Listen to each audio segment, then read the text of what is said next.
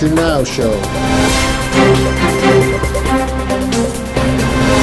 Brought to you by the Club of Amsterdam. Welcome, Mandar. Great to connect with you again after some time.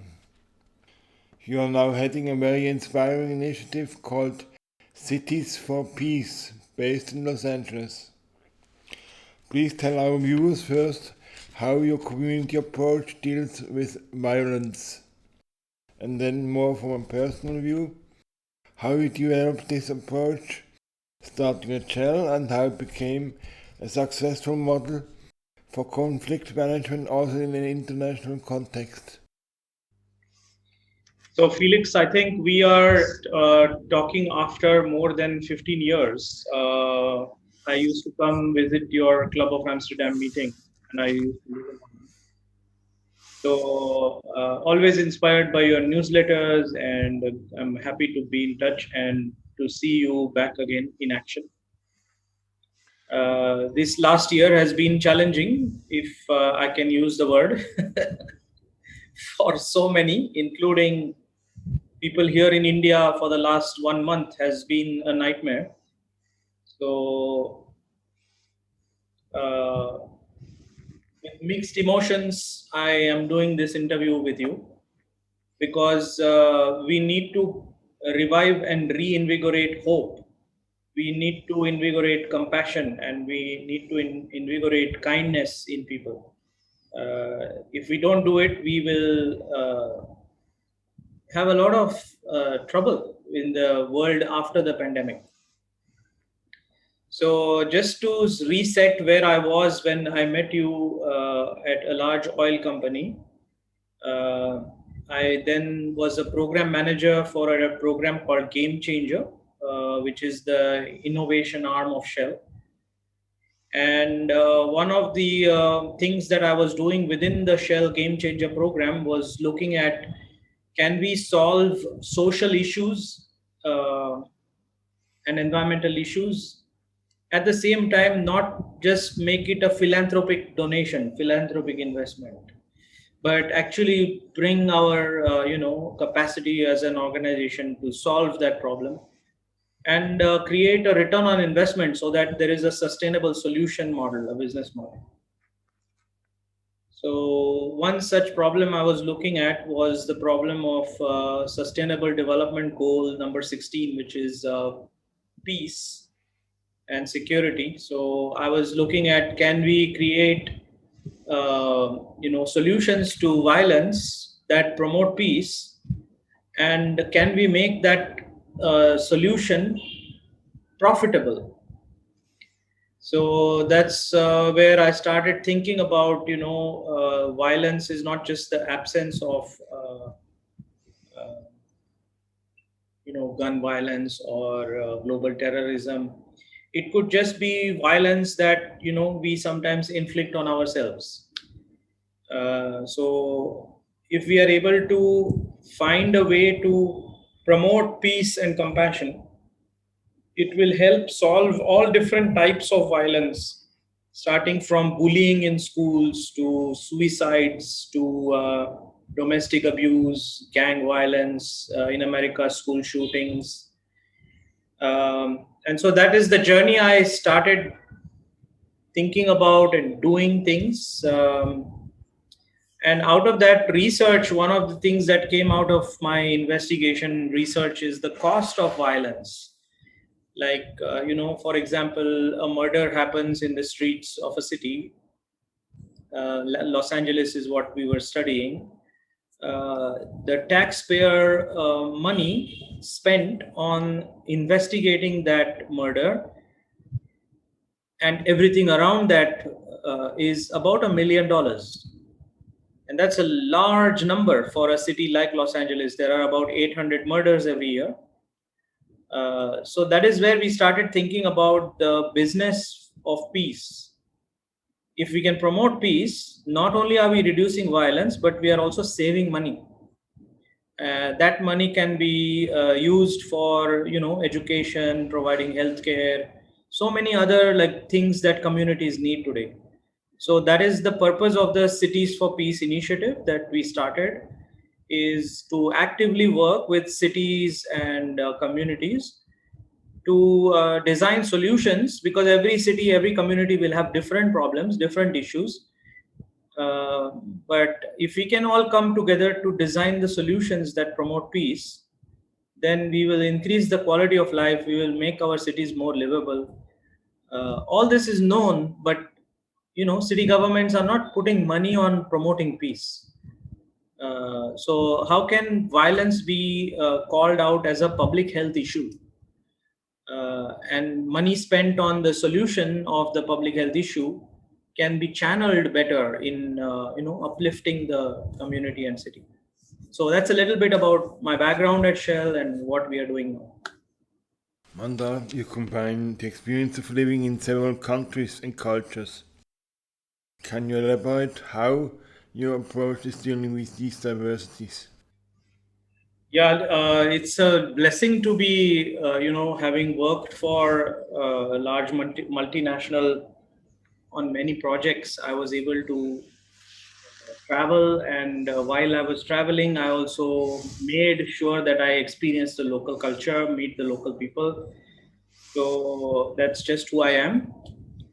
What I liked about these travels is the fact that you can start appreciating that everybody in the world is looking for love. Everybody is looking for peace. That is the need of every human being. So at a need level, we are all united. We are looking for the same thing.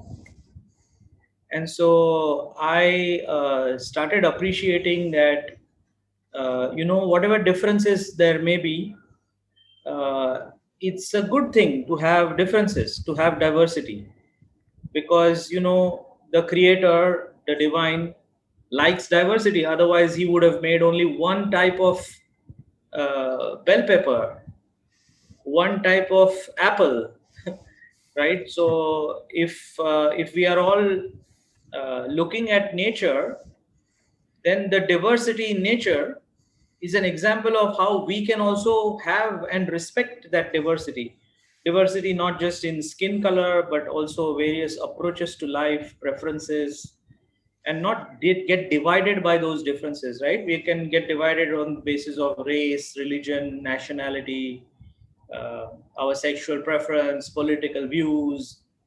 But I think we have to somehow start appreciating what is common between all of us. And that is our human spirit. That is the desire for love, the desire for peace. And so, one of my mentors, his name is Sri Ravi Shankar. He's an Indian guru. And he gives the example of a banana. And the banana peel is the religious path, and the banana is the human values, the spirituality, you can say.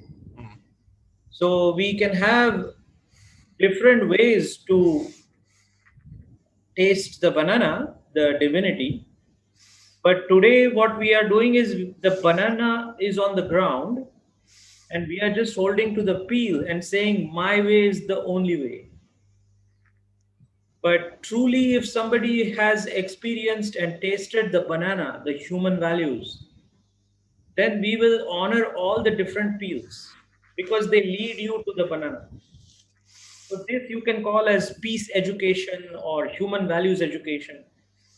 If we can have that curriculum where we learn a little bit about different traditions, different religions, different cultures, then we should have that feeling of, hey, all of this belongs to me. I'm a citizen of this planet. I think somehow we have lost our way because uh, we have not integrated human values education in our curriculums. So human values are compassion, mutual respect, love, service. These are things that unite us. Everybody wants this.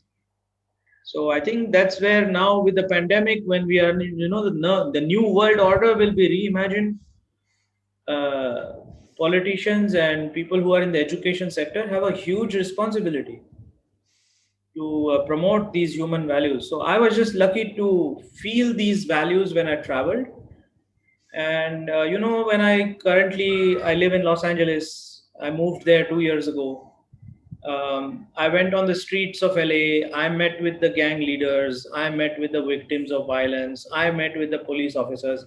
I never felt I'm different from them, right? So that feeling that, hey, I belong to them, they belong to me, is a feeling. It's, you can't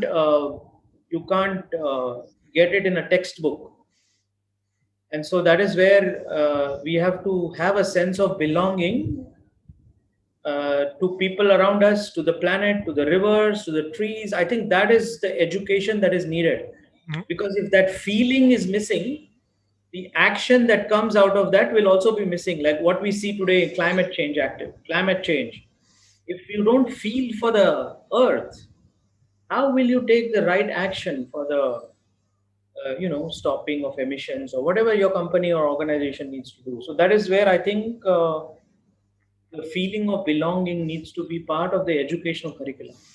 Mandar, you mentioned the SDGs, the Sustainable Development Goals by the UN. Can you give some examples how your project connects to the SDGs?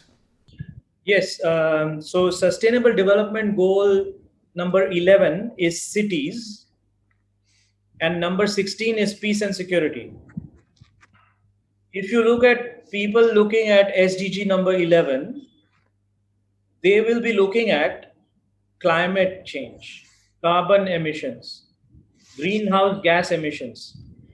Nothing wrong about that, but there is not um, enough attention or focus on the quality of life.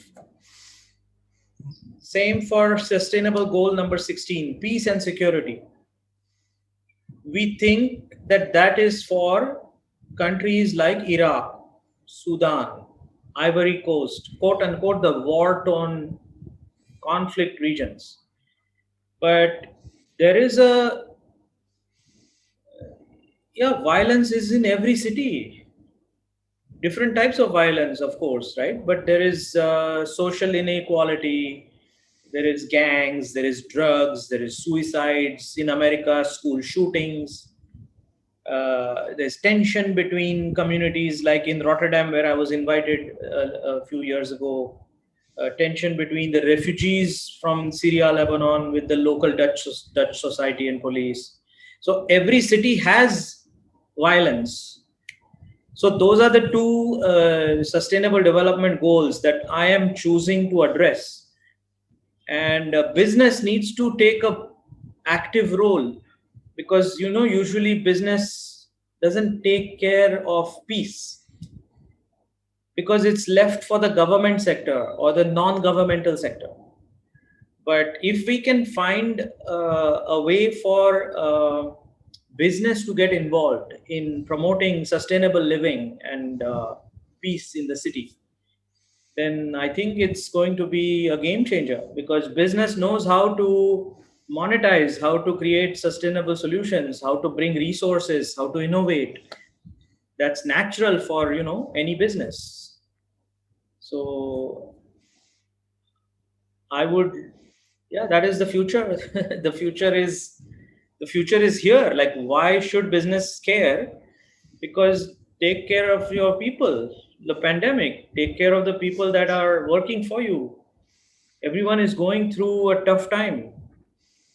Don't just give them a policy document. Yeah, give them some tools to be peaceful. Mental health crisis is already there. Mandar, an important group when talking about violence are the children. Yeah, we have recently looked at the problem of domestic abuse that has shown up in American cities, at least because of the lockdown. Schools have been closed, so children in inner cities have been forced to stay home. And so that has led to a number of challenges, socio-emotional challenges. Uh, and so, children by nature are friendly, are happy, are loving. We have to somehow instill that hope in them that the world is not all that bad, because coronavirus has created that fear, that anxiety. Like, I'm visiting India. I live here in with my parents, and one of my best friends, his child, 5-year old, has not gone down to play in the building compound for 1 year. And I can't imagine my life. When I was growing up, I used to be playing all the time. And so that's something we have to be cognizant of, that these kids, they will need socio emotional tools. They will need different ways of parenting, that nobody knows how to come out of this pandemic. We have no Harvard degree on how to come out of pandemic. So I think parents and teachers need to be even more inquisitive. Otherwise, they will see their child having socio emotional issues. We have to be hyper alert and look for other ways of engaging the child. And that is where breath and meditation practices can help. Yoga practice can help, because it is meant to de-stress you. It is meant to connect you. The science is very simple. The science is every emotion in the mind has a corresponding breathing pattern, right? So when someone is angry, when someone is sad, anxious, so this is a very ancient science, that the breath is connected with our emotions. So if we can give the children and the young people the tools to use the breath and manage their emotions, uh, I think it's the need of the hour. Like, we need concerned parents and educators. They don't need to be believers of yoga. They don't need to be from India. They have to be inquisitive, and they have to really care for their children. If you care for someone, you will look for a solution. If a community wants to start your program, what do they need to do? So we have made a module, a 1 hour module on peace education, that is on our website. The name of the module is called Be the Change, like Gandhi used to say. If you want to change the world, first change yourself and show the change. So that module of 1 hour is the best way to engage, because people are looking for online content. And so this is a good way to like taste our approach of individual transformation. It consists of some breath and meditation practices. And if you like the module, then reach out to us on the website, citiesforpeace.org, number 4. And yeah, let's reimagine peace, rethink peace. Mandar, please address now a wish to our audience. My wish to the audience is, use this time of the pandemic, of the lockdown, to learn about your own self care. Give yourself the care that you need to give. We have all been busy over the years. So learn some meditation, yoga practice, and pick up the phone and call somebody you haven't spoken, because they might be looking forward to a call from a friend. We have all been isolated. We are all looking for social connection. So this would be a good time to call somebody and just ask them how they are doing. Uh, that would be my wish.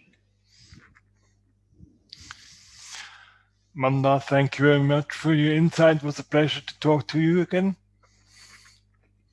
Club of Amsterdam goes on.